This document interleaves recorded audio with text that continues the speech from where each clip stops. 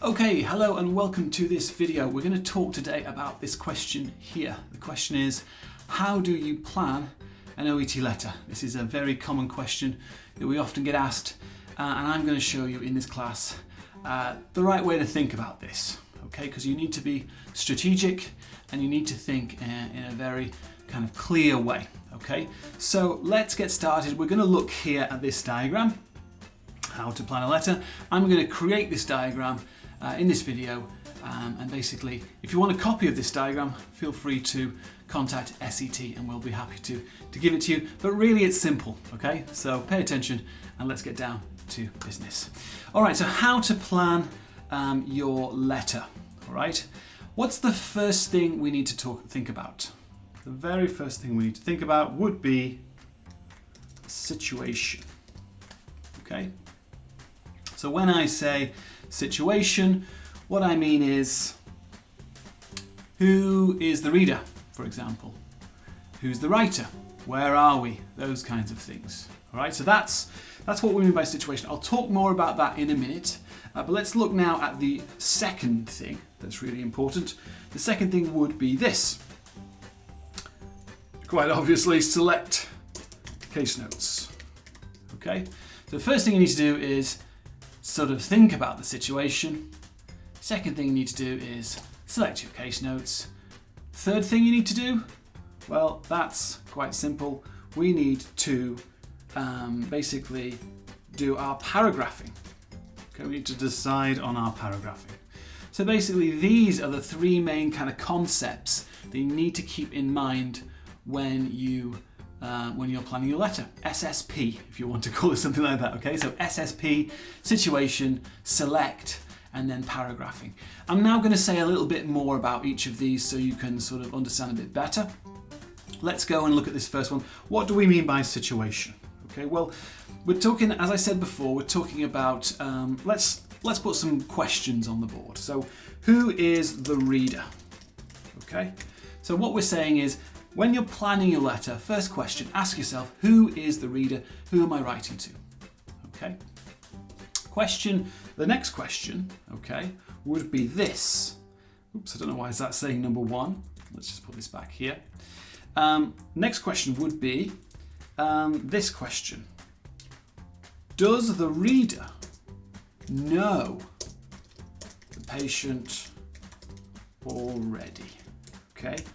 Really important to think about this, because if they do know them, then you don't need to include things like social history, medical background, those kind of things.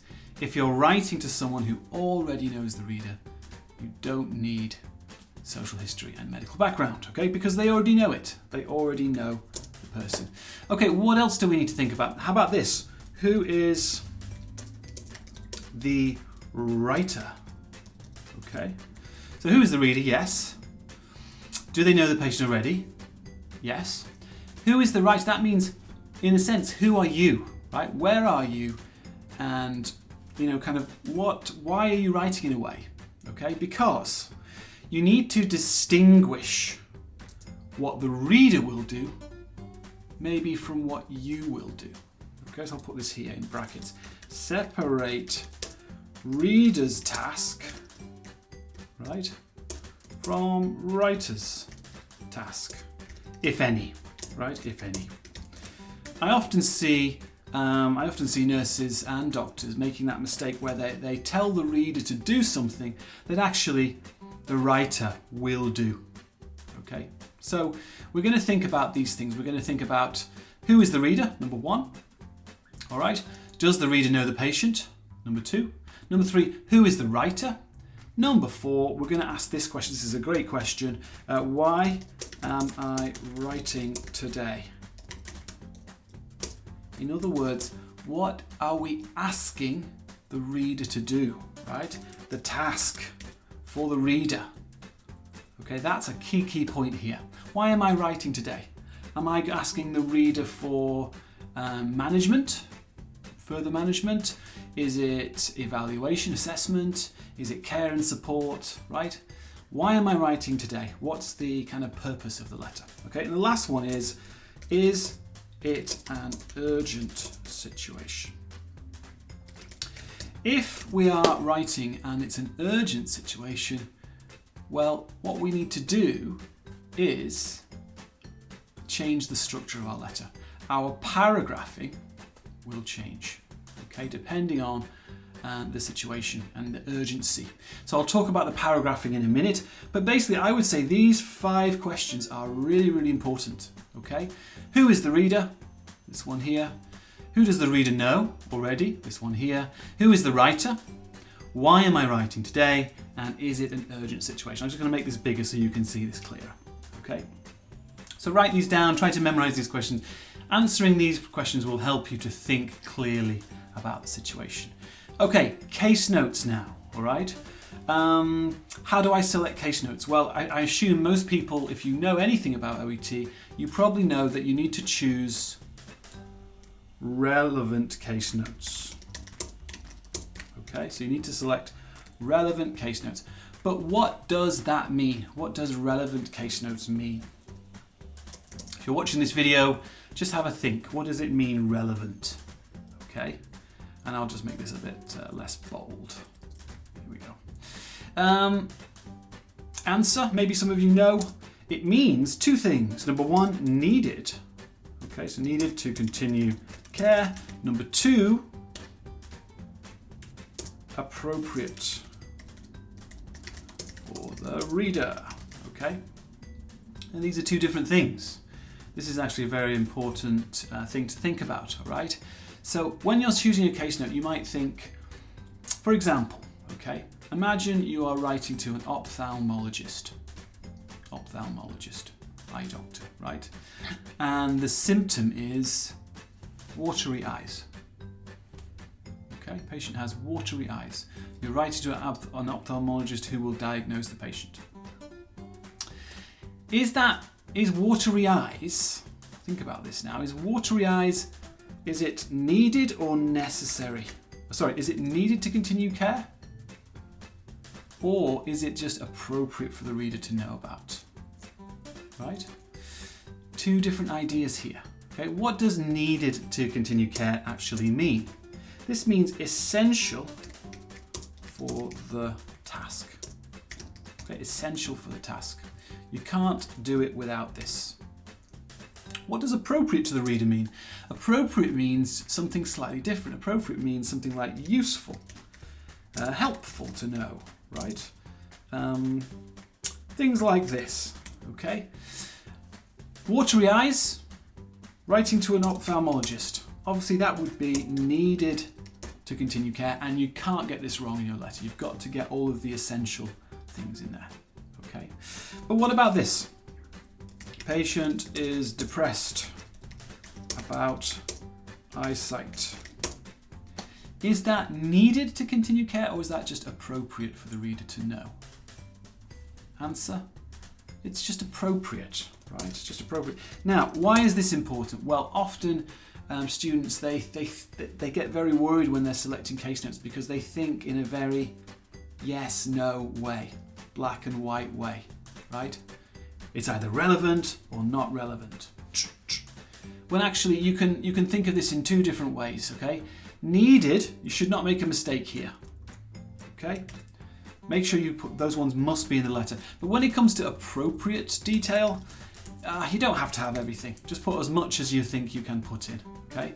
Not everything needs to go in this one. You don't need, you have some freedom to choose here, right? Whereas number 1, you have no freedom to choose. Okay, so when you're selecting case notes, ask yourself, okay, is this needed by the reader to do the job, to do the task? Yes or no? Okay, then say, okay, well, it's not needed, but I still feel like it's appropriate, right? Is this appropriate to the reader? Answer maybe yes. Okay, put it in the letter. If it's not needed and it's not appropriate, we don't put it in the letter. Okay, so simple as that. All right, so let's move on now to talk about paragraphing. This is the final piece of the puzzle, as it were. We're going to talk about paragraphing, and the question is, how many paragraphs should I include in my letter? Answer. What's the answer to this one? Well, the answer is it depends, right? We don't know. Everything depends on the situation. That will tell you how many paragraphs you need. So I cannot say always do this. There are no templates in OET writing. There is no always. Okay. So what should we do? Well, at SET we have a very simple way to think about it. Think of it like this: OET sandwich. Okay. When you're planning your paragraphs, you always know that paragraph 1 will be the introduction paragraph. You know that for certain. Okay.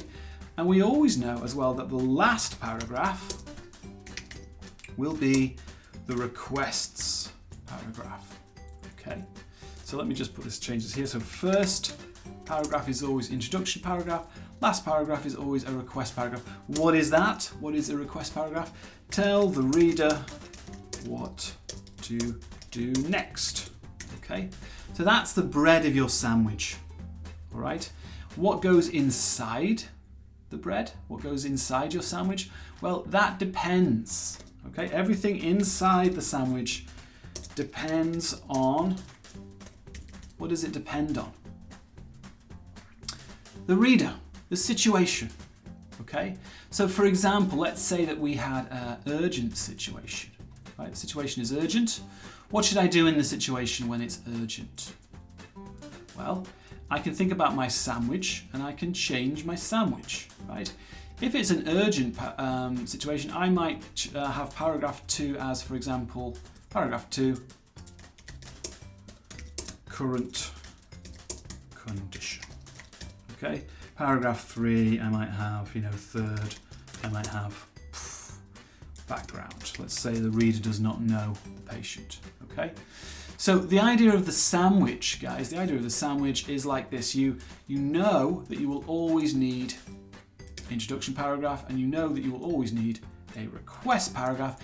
Everything else, think about the situation, choose paragraphs that you need. Maybe you need a paragraph for background, maybe you need a paragraph for medication, maybe you need a paragraph for telling the story, the timeline of events. It's your choice and it's your responsibility. Okay, but let's just zoom out here then. Okay, I just want us to think about this. I'll put this on full screen as well so you can see this. This is how, now we have a clear idea how to plan your letter. Okay, 3 things to think about. Situation, ask yourself these questions here. Choose your case notes, select your case notes. Okay, think about what is needed for the reader for the task, what is appropriate to the reader for the task, and lastly, paragraphing. Okay, it's like a sandwich: introduction paragraph, request paragraph at the end, and then put inside your sandwich what is required. Okay, all right, so that's it. That's how to plan a letter. I hope that was useful today. I hope that in some sense I have answered this question. I'm going to say goodbye, and I'll see you guys in class.